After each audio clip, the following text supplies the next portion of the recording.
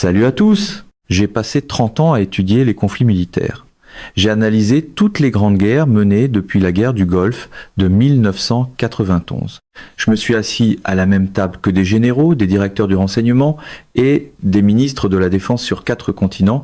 Et je vais vous le dire franchement, ce qui s'est passé à Tel Aviv la nuit dernière ne ressemble à rien de ce que j'ai rencontré en 3 décennies d'analyse professionnelle.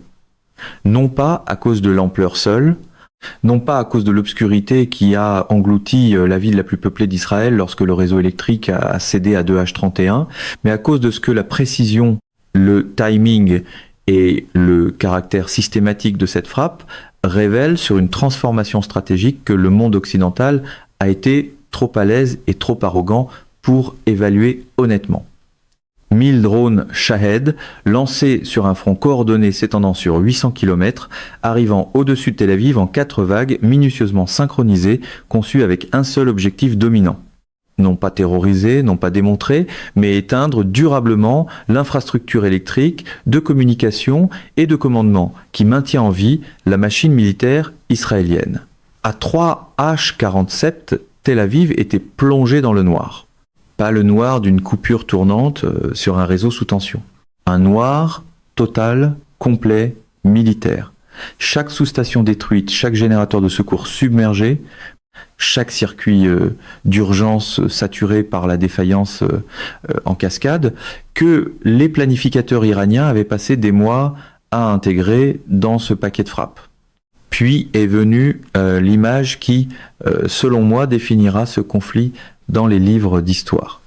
Des personnels diplomatiques américains, des agents de l'annexe de l'ambassade des États-Unis à Tel Aviv, des contractuels du Bureau américain de liaison militaire, des officiers du renseignement dont l'identité a été soigneusement tue, embarqués à bord d'appareils d'évacuation d'urgence à l'aéroport Ben Gurion selon des protocoles exceptionnels. Les États-Unis d'Amérique contraints d'extraire en urgence leurs propres ressortissants d'une ville que leur technologie militaire la plus avancée n'a pas pu protéger. Cette image ne demande pas d'analyse, elle demande seulement une reconnaissance honnête de ce qu'elle signifie. Dans les 40 prochaines minutes, je vais vous faire traverser toutes les dimensions de ce que cette nuit signifie réellement. Nous verrons précisément comment 1000 drones ont vaincu un réseau défensif qui engloutissait plus de 3 milliards de dollars de coûts de fonctionnement annuel et pourquoi cet échec n'était pas un dysfonctionnement mais une inévitabilité mathématique. Nous examinerons les cibles d'infrastructures spécifiques choisies par l'Iran et ce que leur destruction nous dit sur le véritable objectif stratégique de Téhéran dans cette campagne. Nous affronterons la question que Washington tente désespérément d'éviter en public. Que signale réellement une évacuation américaine de Tel Aviv à chaque allié et à chaque adversaire qui observe depuis tous les coins du monde? Et enfin, que signifie concrètement un Tel Aviv sans électricité, sans communication et sans architecture de commandement opérationnel pour la capacité d'Israël à continuer de mener une guerre sur plusieurs fronts à la fois? Les réponses ne sont pas confortables, mais elles sont nécessaires. Entrons maintenant dans l'analyse complète. Laissez-moi vous expliquer ce qui s'est réellement passé.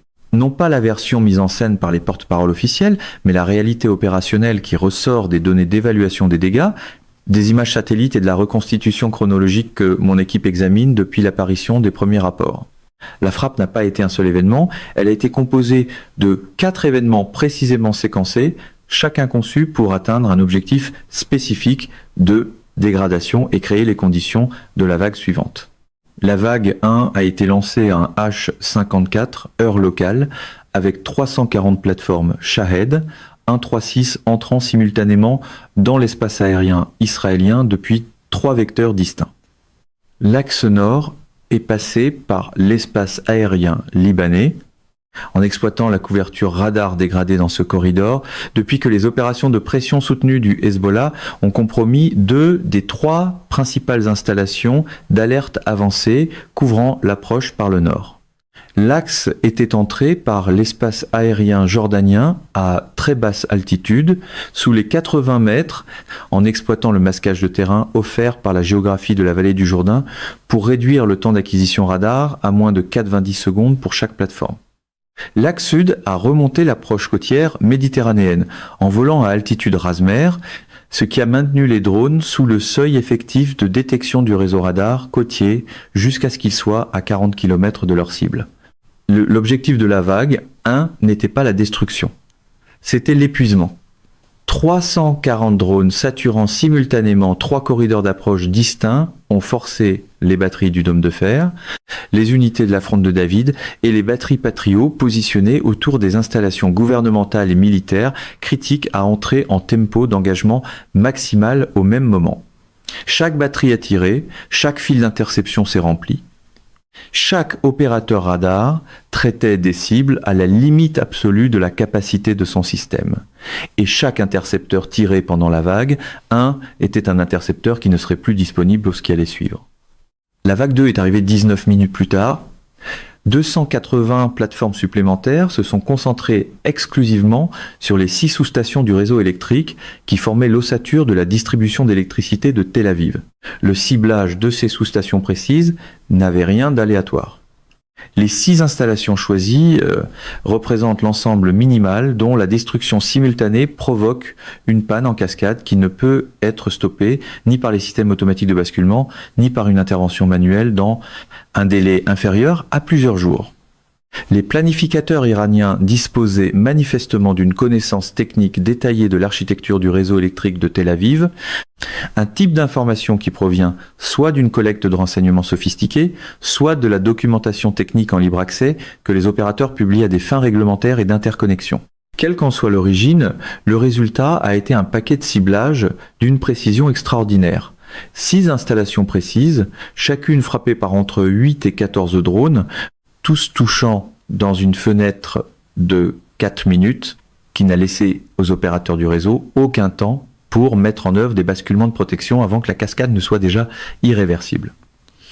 À 2H31, le réseau électrique de Tel Aviv s'est complètement effondré. Je veux que vous compreniez ce que cela signifie en termes militaires et pas seulement civils. L'infrastructure principale de relais de communication du commandement nord des forces de défense israéliennes, qui dépend du réseau civil avec générateur de secours, a perdu son alimentation principale et est passée sur l'alimentation de secours.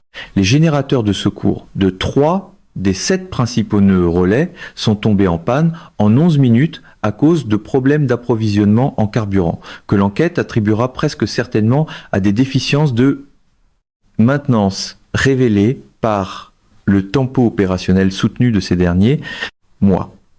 Lorsque ces nœuds relais se sont éteints, les forces de défense israéliennes ont perdu la connectivité de communication en temps réel entre leur structure de commandement nord et l'état-major général installé à la Kiryat, précisément au moment où cette connectivité était la plus nécessaire. La vague 3 est arrivée à 2H44. 230 plateformes ont visé spécifiquement les infrastructures de communication, tours cellulaires, nœuds de distribution en fibre optique, stations au sol satellitaire, qui assurent les communications de secours des réseaux militaires et gouvernementaux, ainsi que les infrastructures de diffusion d'urgence dont les autorités civiles dépendent pour la gestion de crise. Au moment où la vague 3 a achevé son travail, Tel Aviv n'était pas seulement plongée dans le noir au sens physique. Elle était plongée dans le noir au sens informationnel, isolée de l'architecture de communication qui relie un commandement militaire moderne à ses forces déployées. La vague 4, les 150 dernières plateformes, est arrivée à 3H19 face à un système défensif dont les stocks d'intercepteurs étaient gravement entamés, fonctionnant avec une alimentation et des communications dégradées, et tentant de gérer une image défensive délibérément obscurcie par les 3 vagues précédentes.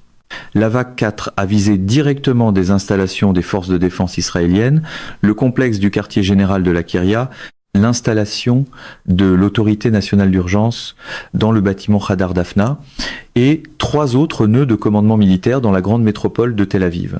La Kiryat a encaissé des impacts directs de 23 drones, selon les estimations, ayant percé ses défenses rapprochées durant une fenêtre où ces défenses étaient en cycle de rechargement.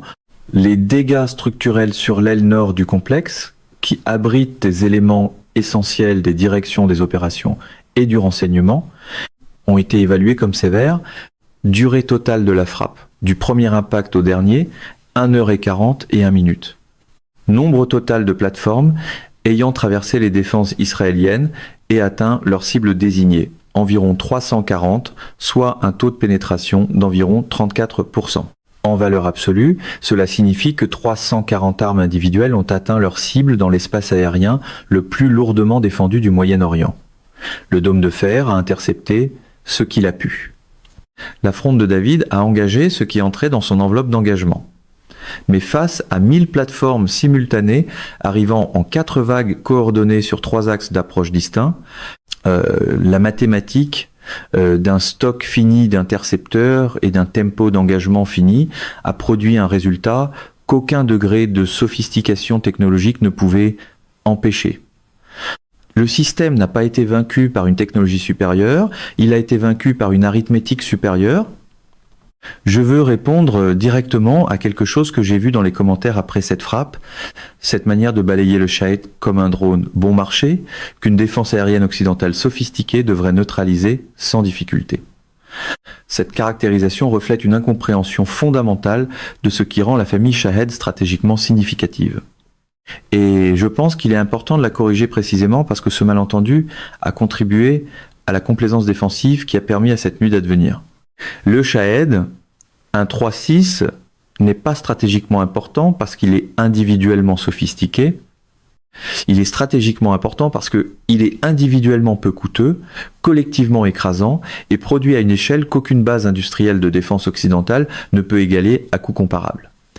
Permettez-moi de vous donner les chiffres qui comptent. Un seul Shahed, 136 coûte entre 20 000 et 50 000 dollars à produire selon l'approvisionnement des composants et le volume de production. Dans le bas de cette fourchette, ce que l'infrastructure de production mature de l'Iran et sa chaîne d'approvisionnement nationale laissent penser comme réalisable à grande échelle, 1000 drones coûtent 20 millions de dollars.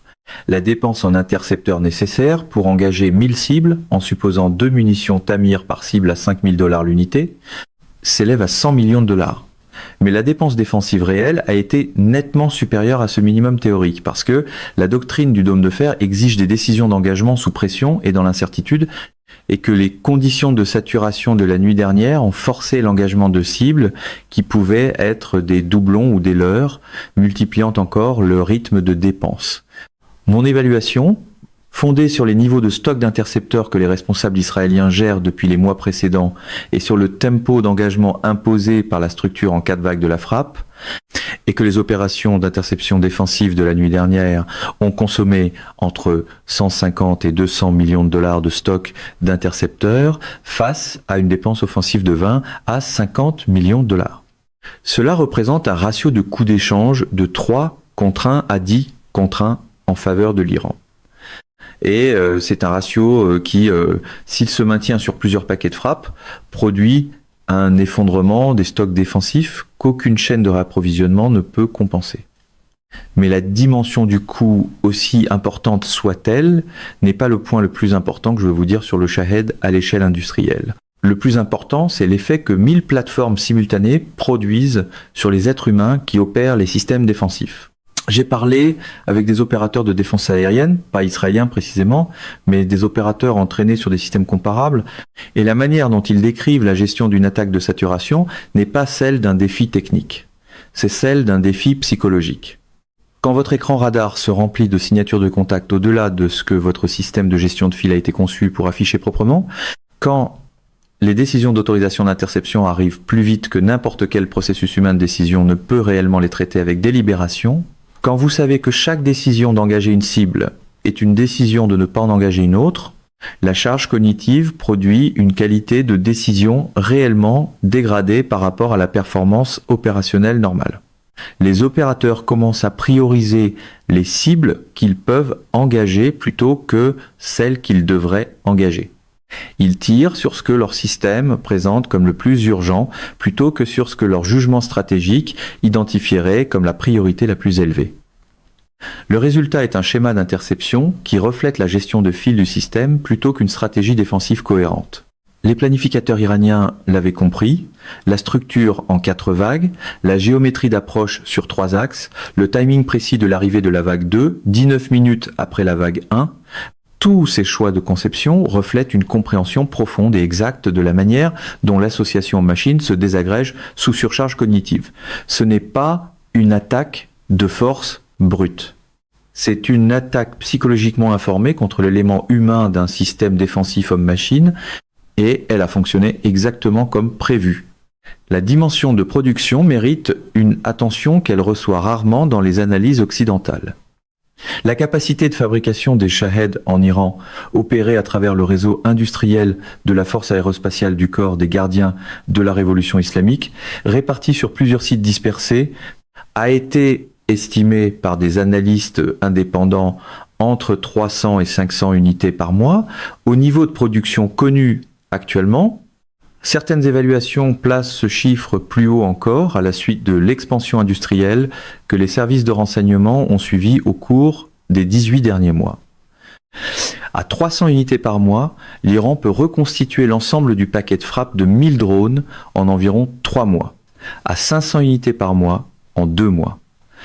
L'inventaire offensif se reconstitue à un rythme que la chaîne de réapprovisionnement en intercepteurs défensifs, dépendante de la coentreprise de production Tamir entre Rafael et le gouvernement américain, contrainte par la disponibilité des composants et la capacité manufacturière, ne peut pas suivre.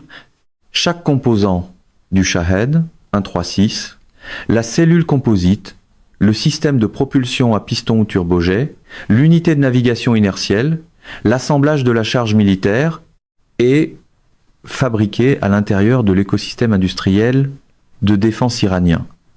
Le régime de sanctions qui avait été conçu pour empêcher précisément ce type de développement capacitaire a été contourné de manière exhaustive par une combinaison de développement national, de chaînes d'approvisionnement alternatives passant par des pays tiers et de rétro-ingénierie de composants disponibles dans le commerce ayant des usages duals. L'autonomie que les sanctions occidentales étaient censées rendre impossible est au contraire devenue inévitable, parce que l'alternative à l'autonomie sous embargo généralisé est une dépendance permanente à l'égard d'un parrain extérieur dont le soutien peut être retiré. L'Iran a choisi l'autonomie et Tel Aviv a payé cette nuit-là le prix de ce choix. Je veux être précis sur ce que signifie l'évacuation américaine de Tel Aviv et tout aussi précis sur ce qu'elle ne signifie pas, parce que l'exagération comme la minimisation de cet événement ont un coût analytique important. Ce qu'elle ne signifie pas, c'est que les États-Unis ont abandonné Israël ou renoncé à leurs engagements de sécurité de manière formelle ou durable. Les responsables américains passeront les prochains jours à expliquer soigneusement que l'évacuation du personnel non essentiel d'une zone de conflit relève du protocole normal, qu'elle reflète des procédures de protection des forces plutôt qu'une retraite stratégique, et que l'engagement américain envers la sécurité israélienne reste indéfectible. Ces affirmations seront techniquement exactes dans leur construction étroite. Ce que signifie l'évacuation, en revanche, et qu'aucun langage officiel soigneusement calibré ne peut complètement masquer, c'est que les États-Unis ont jugé l'environnement sécuritaire de Tel Aviv suffisamment dangereux pour ne pas pouvoir garantir la sécurité de leur propre personnel dans la ville. Cette évaluation, formulée par l'appareil de renseignement et militaire le plus sophistiqué de l'histoire humaine, constitue une donnée d'une portée considérable. Si les États-Unis ne peuvent pas garantir la sécurité de leur propre personnel diplomatique et de renseignement à Tel Aviv, alors la garantie implicite qu'ils étendent à la population civile israélienne, la garantie contenue dans chaque déclaration sur l'engagement indéfectible de l'Amérique, s'est heurtée à un écart entre la rhétorique et la réalité opérationnelle que le monde observe désormais avec une attention soutenue. Le style fanfaron de Trump remplit très bien un micro, il remplit beaucoup moins bien un stock d'intercepteurs. La position stratégique américaine plus large dans la région se détériore depuis un certain temps d'une manière que l'évacuation cristallise sans l'avoir créée. Le repositionnement des groupes aéronavals hors des positions avancées dans le Golfe a limité la capacité de l'aviation d'attaque américaine à contribuer de manière significative au dispositif défensif israélien. Les opérations de brouillage GPS que les forces américaines ont tenté de mener pendant la frappe de drones, conçues pour introduire des erreurs de navigation dans les plateformes Shahed utilisant des systèmes de guidage dérivés du commerce, ont produit une dégradation mesurable mais insuffisante de la précision des frappes. Le soutien de guerre électronique que les moyens américains de la région apportent aux opérations défensives israéliennes a été submergé par le volume et la diversité des signatures de menaces générées par 1000 plateformes simultanées. Les délibérations internes de Washington dans les heures qui ont suivi la frappe étaient, d'après ce que je peux reconstituer, à partir des signaux qui me sont accessibles, réellement tourmentés.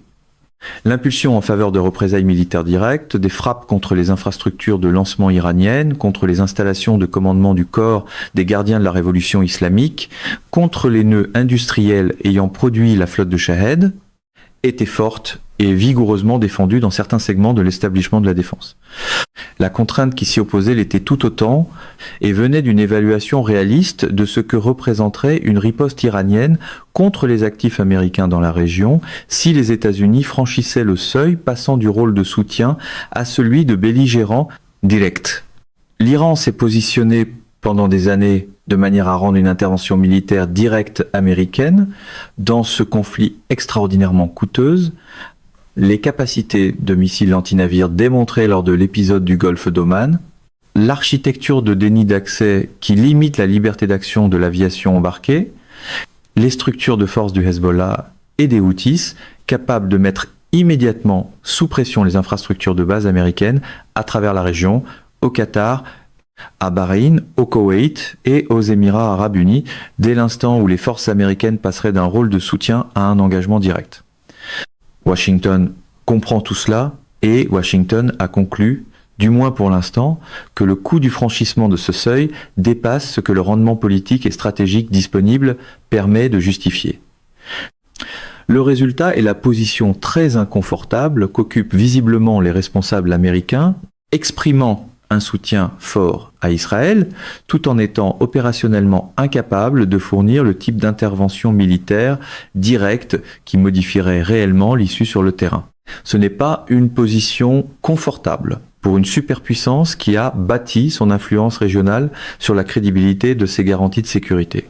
Chaque gouvernement dans le monde qui a structuré sa propre architecture de sécurité autour de l'engagement américain est maintenant en train de refaire le calcul de la fiabilité de la garantie qu'il détient.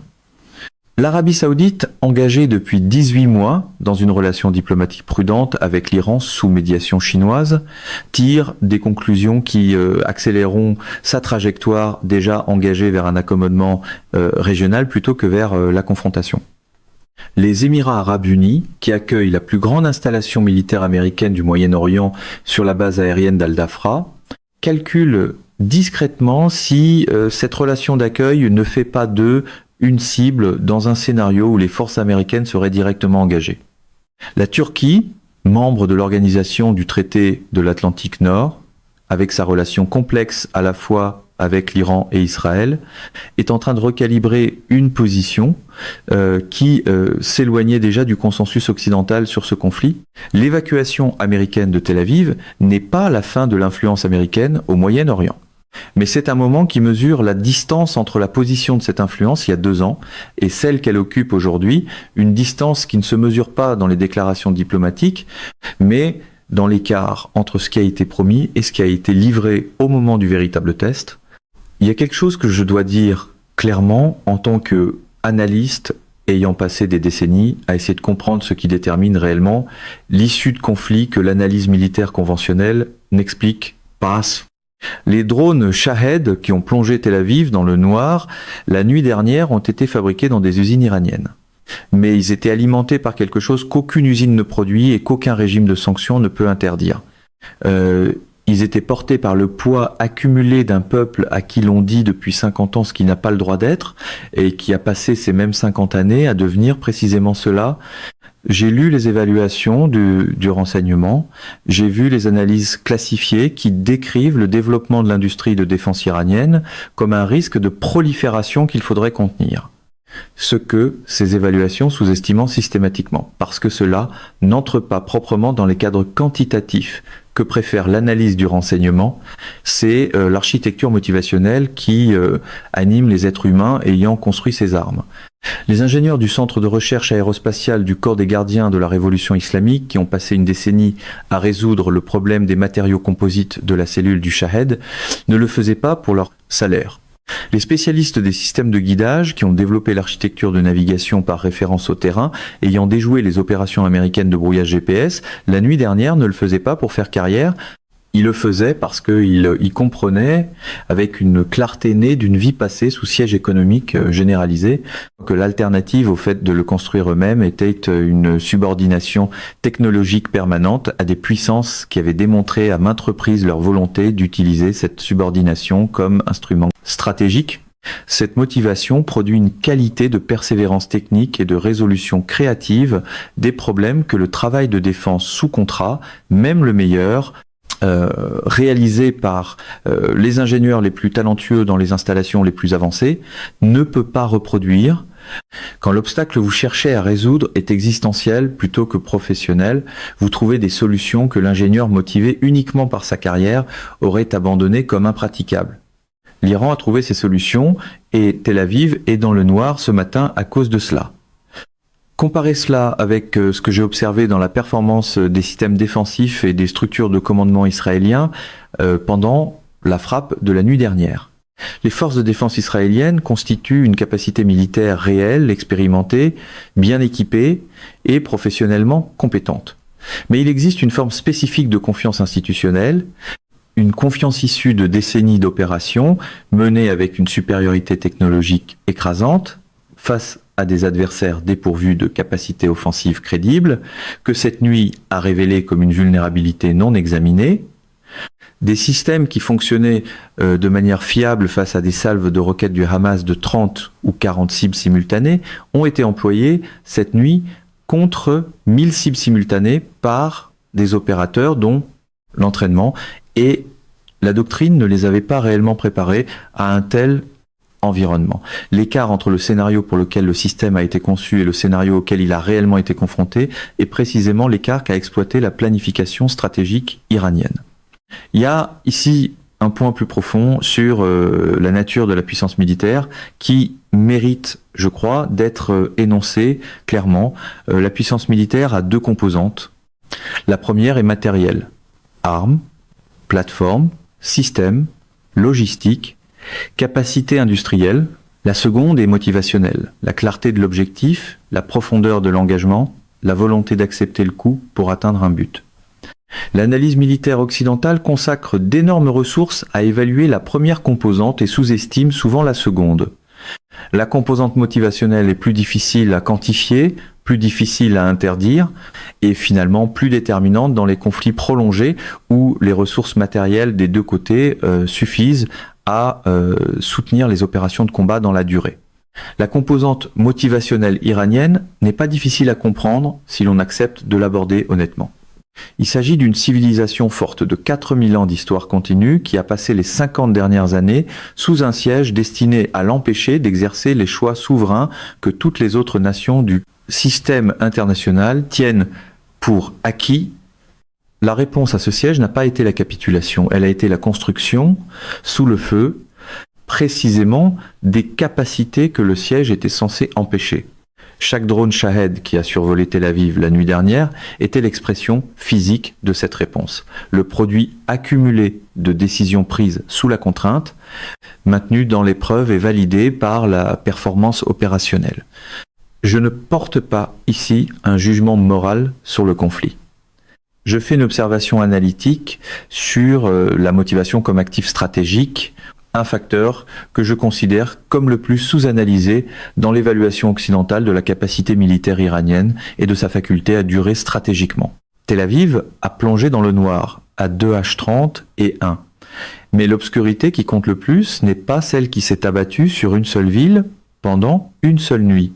C'est l'ombre que cet événement projette sur un ensemble d'hypothèses qui ont structuré le système international pendant 3 décennies et la lumière que ce même événement jette sur le monde qui est en train de les remplacer. L'hypothèse de la suprématie technologique américaine, la croyance selon laquelle la combinaison de la technologie d'armement américaine, de la capacité américaine de renseignement et de la présence militaire américaine dans un théâtre suffirait à garantir des résultats de sécurité pour les alliés des États-Unis, vient d'être testé dans sa forme la plus directe. Le test a produit un résultat: 1000 drones iraniens ont plongé la ville la plus importante d'Israël dans le noir, provoqué l'évacuation du personnel américain et démontré une capacité de frappe de précision que l'establishment occidental de la défense n'avait pas correctement évalué comme opérationnel à cette échelle. Voilà le résultat. Il n'est pas ambigu et il n'exige pas de qualification. À Moscou, ce résultat est traité avec la satisfaction d'un cadre stratégique validé. La Russie soutient depuis longtemps que l'ordre international unipolaire dirigé par l'Occident repose sur un socle de capacité militaire moins absolu que ne le suggère sa rhétorique, que l'écart entre la puissance américaine projetée et la puissance américaine réellement livrable dans un engagement à coût élevé est plus grand que ne l'admet l'architecture d'alliance bâtie sur cette puissance. Le basculement de Tel Aviv dans le noir constitue une donnée qui valide ce cadre de pensée de la manière la plus publique et la plus indéniable possible. La relation russo-iranienne, qui s'est considérablement approfondie en matière de coopération de défense et de technologie, d'énergie, de commerce et de coordination diplomatique, a désormais produit un rendement stratégique que Moscou peut invoquer sans avoir eu à tirer une seule arme russe. L'observation chinoise de ces événements est calibrée et patiente d'une manière qui reflète une pensée stratégique de long terme plutôt qu'une réaction tactique immédiate. Pékin observe depuis plusieurs années la question de la durabilité de l'engagement américain avec une référence explicite à Taïwan. La question n'est pas de savoir si la capacité militaire américaine existe en quantité suffisante pour constituer une menace réelle contre des opérations militaires chinoises. C'est clairement le cas. La question est de savoir si la volonté politique américaine d'accepter le coût d'un engagement militaire direct contre un adversaire capable de rivaliser est suffisamment fiable pour constituer une véritable dissuasion. La nuit de Tel Aviv apporte des éléments pertinents pour cette question. Pas des éléments conclusifs, mais des éléments qui seront pris en compte dans les calculs de planificateurs déjà sceptiques sur la fiabilité de l'engagement américain sous une véritable pression de combat. Pour le monde en développement, pour les nations qui ont passé des décennies à naviguer entre la pression américaine et l'aspiration à une véritable autonomie politique, cette nuit fournit un point de référence d'une autre nature. Le récit qui a soutenu l'hégémonie américaine n'est pas d'abord militaire, il est psychologique. Il repose sur la croyance que la puissance militaire américaine est suffisamment écrasante pour rendre la résistance irrationnelle, que le seul choix stratégique rationnel pour n'importe quelle nation est l'accommodement avec les préférences américaines. La capacité démontrée de l'Iran à plonger Tel Aviv dans le noir avec des armes produites sur son sol, dans l'espace aérien le plus lourdement défendu du Moyen-Orient, avec, face à lui, le soutien défensif américain le plus sophistiqué disponible, constitue une remise en cause directe du socle psychologique de ce récit. Elle montre que l'écart entre la résistance et la rationalité est plus faible que ne le prétend le récit hégémonique. Les dimensions énergétiques et économiques de cette évolution se propagent de manière à affecter chaque nation, quelle que soit sa position politique. La volonté iranienne démontrait de mener des opérations offensives de grande ampleur contre des infrastructures critiques, combinées à la capacité démontrée de vaincre des systèmes de défense aérienne que l'on croyait capables d'assurer une protection fiable, introduit une prime de risque dans les calculs de sécurité énergétique du Moyen-Orient que les marchés commencent à peine à intégrer. Le détroit d'Ormuz, par lequel transite chaque jour un cinquième du commerce mondial de pétrole, est désormais compris comme étant à portée d'une capacité iranienne de frappe de précision qui ne peut pas être interceptée de manière fiable. Le coût de cette compréhension sera distribué de façon inégale mais universelle. Ce qui émerge de l'obscurité au-dessus de Tel Aviv n'est pas un nouvel ordre mondial déjà formé, c'est l'accélération d'une transition à l'œuvre depuis des années. L'architecture multipolaire que la Russie et la Chine défendent diplomatiquement et que l'Iran démontre militairement n'est pas encore consolidée. La puissance américaine demeure redoutable, étendue et capable d'actions conséquentes sur plusieurs théâtres. Mais l'écart entre la puissance américaine telle qu'elle existait en 1991 et telle qu'elle existe ce soir est réel, mesurable et croissant. Le moment unipolaire n'est pas en train de se terminer. Il est terminé. Ce à quoi nous assistons désormais, c'est à la négociation de ce qui le remplacera. Le rôle de l'Iran dans cette négociation n'est plus périphérique. Une nation qui a passé 50 ans sous sanctions généralisées a émergé avec un programme fonctionnel de missiles hypersoniques, une base industrielle de drones capable de produire des milliers de plateformes de précision par an et la capacité opérationnelle démontrée d'exécuter une frappe coordonnée de 1000 drones contre un grand centre urbain. Cette nation n'est pas un irritant régional à gérer. C'est un acteur structurel de l'ordre international émergent dont les choix stratégiques façonneront l'architecture de cet ordre d'une manière que les gouvernements de Washington, de Tel Aviv et leurs alliés commencent seulement à mesurer sérieusement. J'ai commencé cette analyse en vous disant que ce qui s'est passé à Tel Aviv la nuit dernière ne ressemble à rien de ce que j'ai rencontré en 30 ans d'études des conflits militaires. Après avoir parcouru chacune de ces dimensions, les mécanismes opérationnels, la technologie des armes, la réponse américaine, l'architecture motivationnelle et les implications stratégiques mondiales, je veux conclure par l'observation qui compte le plus. Pour moi, en tant qu'analyste, cet événement n'est pas un point final, c'est une étape. L'obscurité au-dessus de Tel Aviv n'est pas la destination finale de la trajectoire stratégique qu'il a produite. C'est un repère sur une route que l'Iran, Israël, les États-Unis et toutes les nations qui observent de l'extérieur et calculent ce que cela signifie pour leur propre position continuent d'emprunter. Les questions sur lesquelles je veux vous laisser réfléchir sont les suivantes. Israël peut-il reconstruire assez vite une architecture fonctionnelle de commandement militaire et de logistique pour empêcher que la dégradation opérationnelle ne devienne décisive ?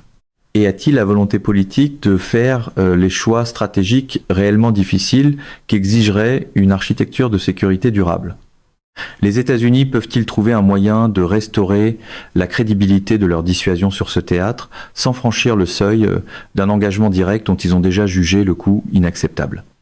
Et existe-t-il une voie diplomatique à travers cette crise que l'une quelconque des parties concernées ait actuellement à la fois l'intérêt et la capacité institutionnelle d'emprunter ? Je n'ai pas de réponse assurée à ces questions. Quiconque vous dit en avoir est plus investi dans son issue préférée que dans une analyse honnête, ce que j'ai, en revanche, c'est la conviction que les réponses seront déterminées non par les armes tirées ou les villes plongées dans le noir, mais par la qualité de la réflexion stratégique appliquée à une situation qui a désormais dépassé les cadres qui l'ont produite. Mesdames et messieurs, notre émission d'aujourd'hui s'arrête ici. Nous vous invitons à partager votre avis personnel dans la section des commentaires ci-dessous. Plume Pratique vous salue et vous donne rendez-vous très bientôt.